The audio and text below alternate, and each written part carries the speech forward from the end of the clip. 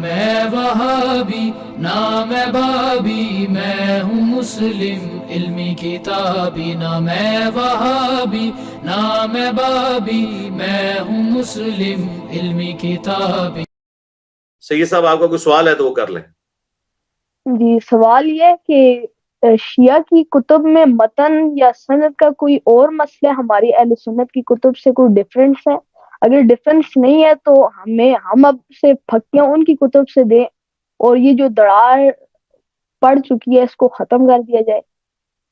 جی، میں اس کے اوپر کافی دفعہ بول چکا ہوں، میں آپ کی بات سمجھ گیا ہوں۔ اصل میں یہ دراڑ اس لیے ہے کہ ہم نے قرآن کو چھوڑ دیا۔ شیعہ کی گمراہی کی وجہ ہے قرآن کو چھوڑنا، اہل سنت کی گمراہی کی وجہ ہے قرآن کو چھوڑنا۔ جب تک قرآن کے اوپر ہم نہیں آتے، دیکھیں شیعہ بھی یہ بات کرتے ہیں کہ غدیر خم پہ قرآن اور اہل البیت ہے، اہل سنت بھی کہتے ہیں غدیر خم پہ قرآن اور اہل البیت ہے۔ حجۃ الوداع کے موقع پر اہل سنت کہتے ہیں قرآن اور نبی الاسلام کی سنت۔ اب قرآن کے جب تک عقیدے کوئی نہیں مانتا اس وقت تک اس سے حدیث کے متن، حدیث کی سند، حدیث میں آئے ہوئے عقائد کی بات کرنا ہی فضول ہے، کیونکہ ہمیں کوئی حدیث، کوئی کسی صحابی کا قول، کسی تابعی کا، کسی امام کا قول ہمیں مجبور نہیں کرتا کہ ہم کوئی ایسا عقیدہ رکھیں جو صراحتاً قرآن پاک سے 180 ڈگری ٹکراتا ہو۔ یہ تو بالکل پیٹ رول ہے۔ شیعہ کے ہاں تو باقاعدہ یہ اصول محدثین میں سے ہے کہ امام جعفر صادق علیہ السلام کا قول ہے کہ ہماری بھی کوئی بات قرآن سے ٹکراتی ہو تو اسے چھوڑ دو۔ اہل سنت تو پھر بھی ریلیکٹنٹ ہیں، وہ تعویل کرتے ہیں حدیث کی اگر قرآن سے ٹکراتی ہو، لیکن شیعہ کے ہاں نبی الاسلام کی حدیث ہو یا ائمہ کے اقوال ہو اگر قرآن کے خلاف ہو تو وہ کہتے ہیں بالکل ریجیکٹڈ ہے، یہ ان کا اصول حدیث ہے۔ اور یہ میں سمجھتا ہوں یہ اتنا اسٹرانگ اصول حدیث ہے کہ جو شیعہ کو اہل سنت کے اوپر فوقیت دے دیتا ہے۔ پریکٹیکلی وہ اس میں عمل کریں یا نہ کریں یہ الگ بات ہے، لیکن یہ بہت بڑی چیز ہے۔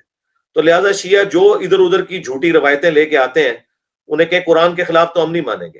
اس کے باوجود ہم کہتے ہیں کہ عقیدہ توحید کے حوالے سے شیعہ نے جو یہ ڈھکوسلا مچایا ہوا ہے، ائمہ اہل البیت کو مدد کے لیے جو پکارتے ہیں، یہ صراحتاً شرکیہ عقیدہ ہے۔ ہم انہیں مسلمان سمجھتے ہیں لیکن کلمہ گو مسلمان، کلمہ گو مشرک ہیں، ہم کافر نہیں انہیں کہتے، اسلام میں ہی ہیں، ان کی اصلاح کی کوشش کریں گے جس طرح اہل سنت کے ہاں صوفیہ کلمہ گو مشرک ہیں۔ تو شیعہ کے ہاں جو یہ عقائد ہیں یا علی مدد، اور یہ ساتھ جھوٹ بولتے ہیں کہ ہم توسل کرتے ہیں، توسل یہ نہیں ہوتا، توسل تو ہوتا ہے اے اللہ تجھے علی کا واسطہ میرا یہ کام کر دے۔ یہ توسل نہیں ہوتا کہ اے علی آپ میری مدد کریں، یہ تو سیدھا سیدھا استعانت ہے، یہ تو سیدھا سیدھا ایاک نعبد و ایاک نستعین کی وائلیشن ہے۔ تو شیعہ میں بہت بڑے بڑے علماء نے باقاعدہ یہ چیز مانی ہے کہ اہل تشیع کے ہاں کوئی ایسی چیز موجود نہیں جس میں ائمہ اہل بیت نے یہ کہا ہو کہ آپ نے اللہ کے سوا اور ہستیوں کو پکارنا ہے۔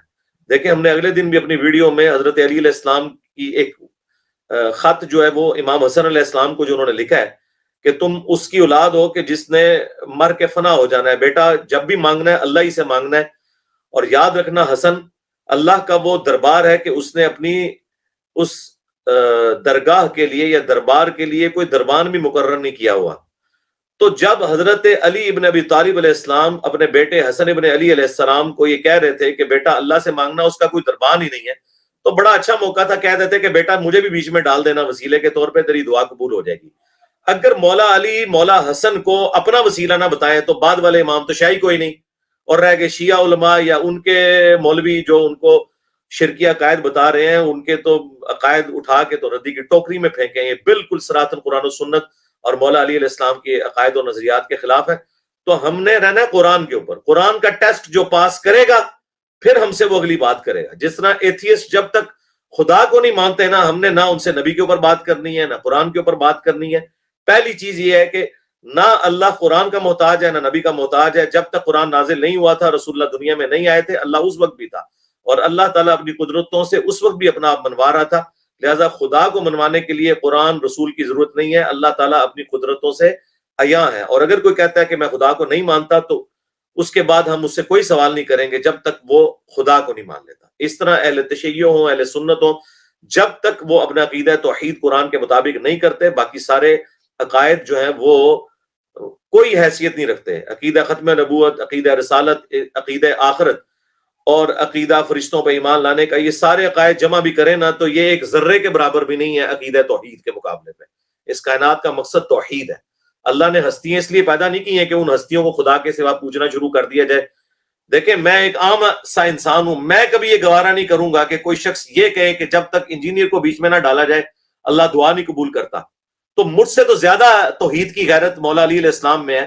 وہ کب یہ گوارا کریں گے کہ وہ یہ عقیدہ رکھیں کہ مجھے ڈالا جائے تو اللہ سنتا ہے؟ جب میرے جیسا کمزور ایمان والا ایسا بےہودہ اور شرکیہ عقیدہ نہیں رکھتا تو مولا علی کا بھی یہ عقیدہ رکھ سکتے ہیں. اور مولا حسن کو انہوں نے یہی کہا کہ بیٹا اللہ سے مانگنا جس کا کوئی دربان ہی نہیں ہے. مولا علی تو خود اپنے آپ کو دربان نہیں اللہ کی بارگاہ کا مانتے ہیں، تو باقی امام یا باقی مولوی یا باقی بزرگ تو شاہی کوئی نہیں. ٹھیک ہو گیا.